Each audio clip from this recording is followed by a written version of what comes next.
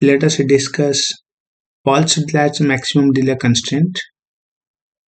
So we already know that in pulsed latch sequential circuits, two latch will be there, L1 and L2, and in between combinational logic circuits will be there.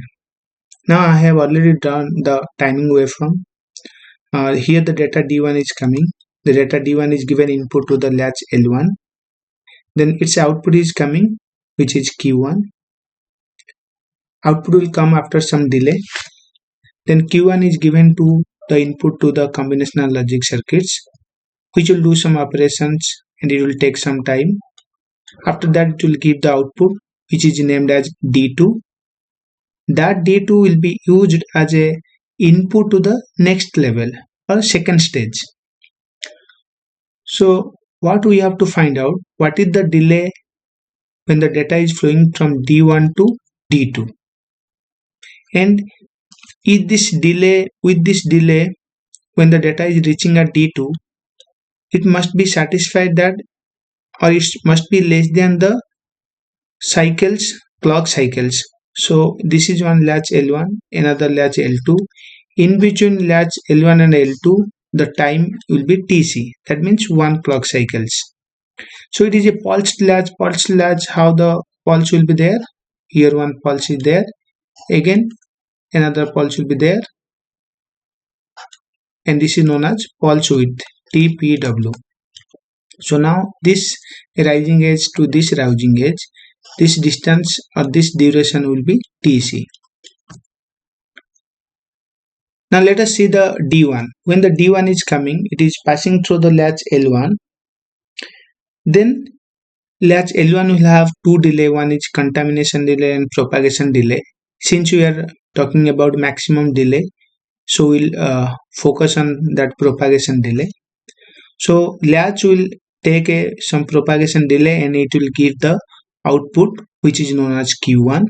So from here the output is coming and given to here, and this delay is known as TPDQ, propagation delay from D to Q1. We can write Q1 or Q. Next, this data is given input to the combinational logic. This combinational logic will do the operations. It will also have two delay, contamination delay and propagation delay. Propagation delay is the delay after which the data will be settled, will be constant. So this delay, if you will see here, this is the propagation delay of the logic, combinational logic, TPD. Now the total delay from latch L1 to L2 is TPDQ plus TPD.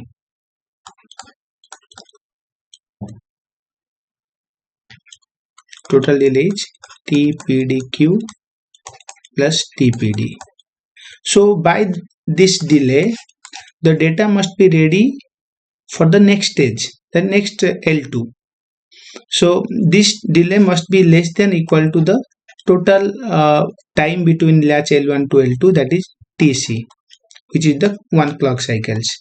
Then the delay of the combinational logic TPD is equal to or less than equal to TC minus TPDQ.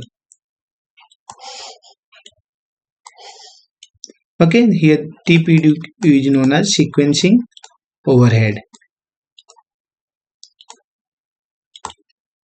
Now there will be two analysis will be there in pulsed latch maximum delay constraint. One is if the pulse, this pulse is, we know that in the latch setup time, hold time, violation will occur in the falling edge.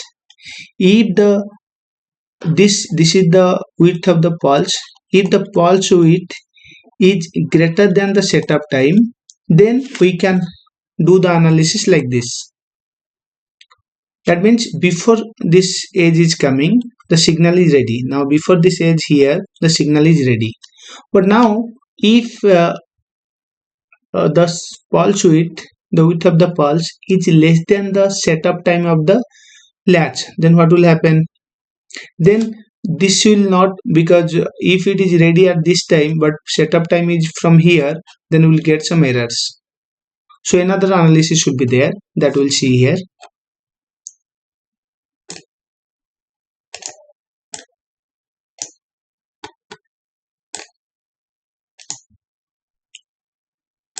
See here, now data is given.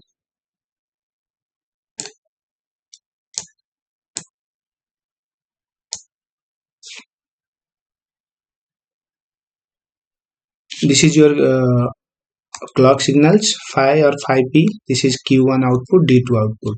Now in the rising edge, we are always considering the data will start to change, or will get the output here only. So here the Q1 is changing and it is settled at this point.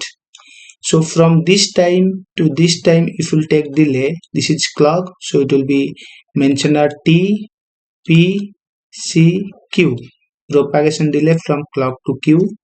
Then this Q1 data is given to the combinational logic. Then the combinational logic will take some propagation delay and it is giving the data here, that is TPD. Then here the data you are getting, that should be constant, or constant for, or that should be satisfy the setup time of latch L2. That means from this falling edge, from here, this is your setup time. So second latch L2 and the data D2 must satisfy the setup time of latch L2. Then only we can get a correct output at the output of latch L2, or else there will be incorrect output. So now if we'll find out the delay from this rising edge up to this rising edge, this is your what? TC, 1 clock cycles. Now considering this setup time, what is the total delay we are getting? TC plus this pulse width. This is the pulse up to here. If you see, this is what? This is your pulse width. That means TPCQ plus TPD plus T setup. This is the total delay.